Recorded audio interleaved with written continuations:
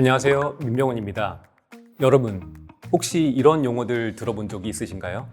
네카라쿠베당토 직야, 프레젠테이션이 아니라 피칭한다, MVP 시제품을 개발한다, 아하 모먼트를 찾는다, 인사팀이 아니라 피플 앤 컬처팀, 리나게 일한다, 커피챗을 요청한다. 이 용어들에는 공통점이 있습니다. 이 말들이 만들어진 곳이 스타트업이라는 것인데요. 꼭 이런 용어뿐만 아니라 지금 여러분의 핸드폰에 어떤 앱들이 깔려져 있는지 한번 보세요. 무신사나 지그재그, 쿠팡이나 당근마켓, 직방이나 오늘의 집, 혹시 아이를 키우는 분들이라면 똑딱이나 잘한다와 같은 스타트업 앱들이 다 깔려 있을 겁니다. 이렇게 우리는 언젠가부터 대기업이 아닌 스타트업 생태계 안에서 살고 있는지도 모릅니다. 저는 이런 변화를 스타트업이 일으킨 기업혁명의 결과라고 분석하고 있는데요.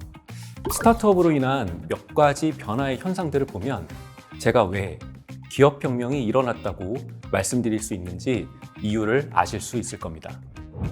첫 번째는 스타트업 종사자 100만 명 시대입니다.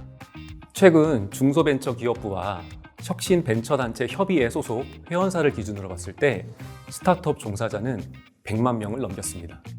우리가 소위 4대 대기업이라고 하는 삼성, SK, 현대자동차, LG의 종사자가 약 70만 명이라고 하니까 스타트업 종사자가 4대 대기업 종사자보다 더 많은 것이죠.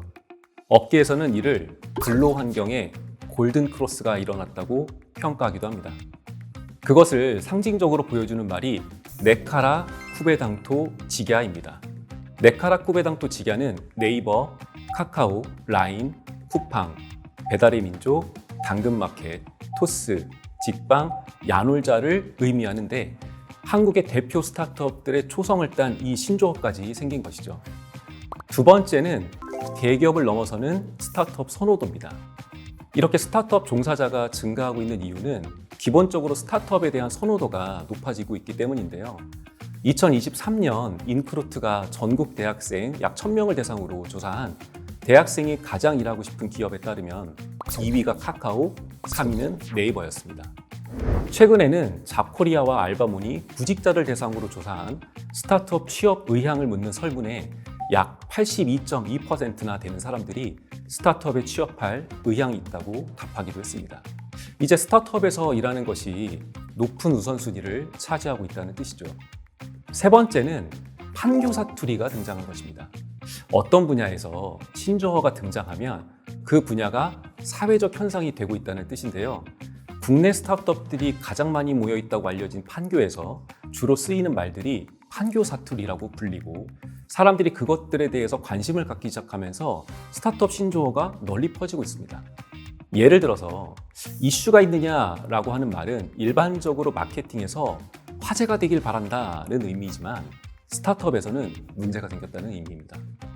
사람을 두고 평가하는 말도 매우 다릅니다.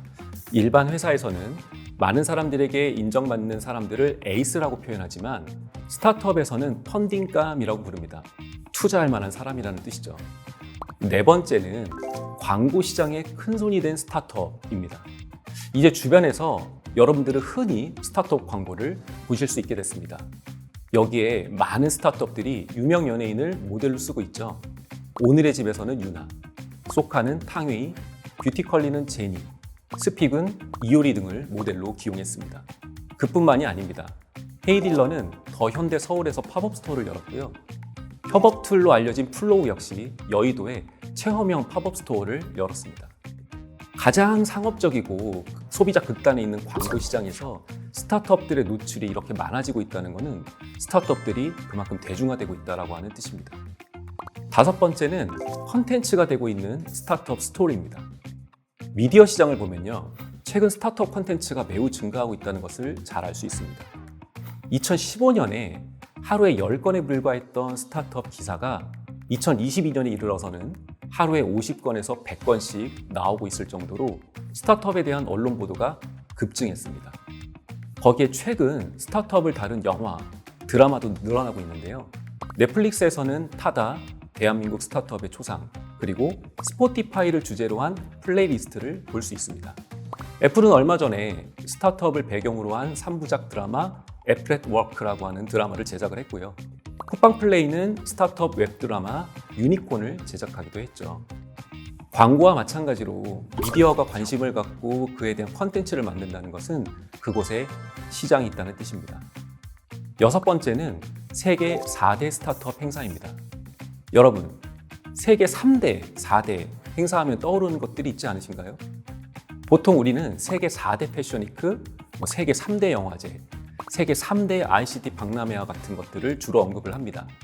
이제 스타트업 업계에서도 세계 4대 스타트업 행사라는 것이 자리 잡았습니다.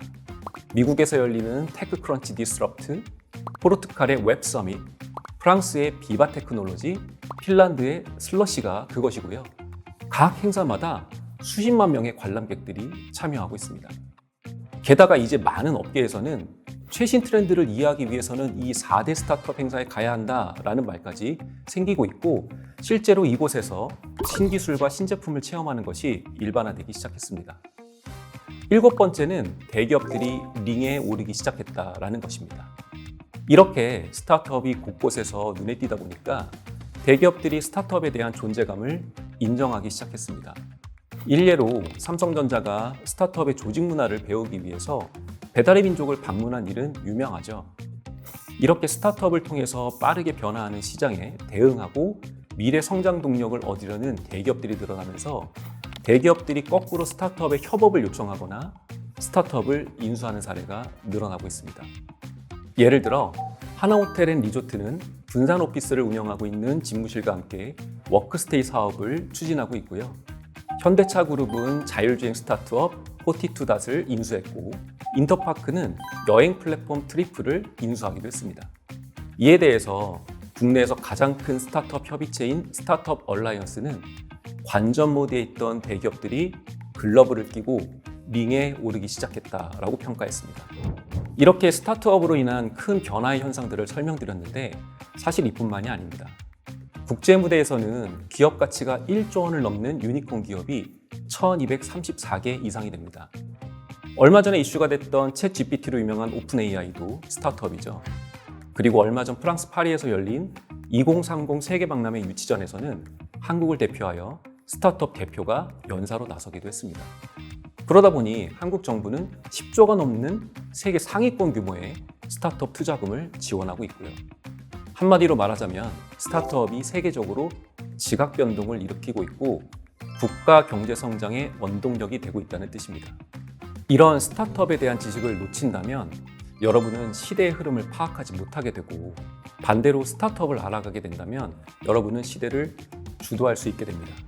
어떤 선택을 할지는 여러분께 달렸습니다. 감사합니다.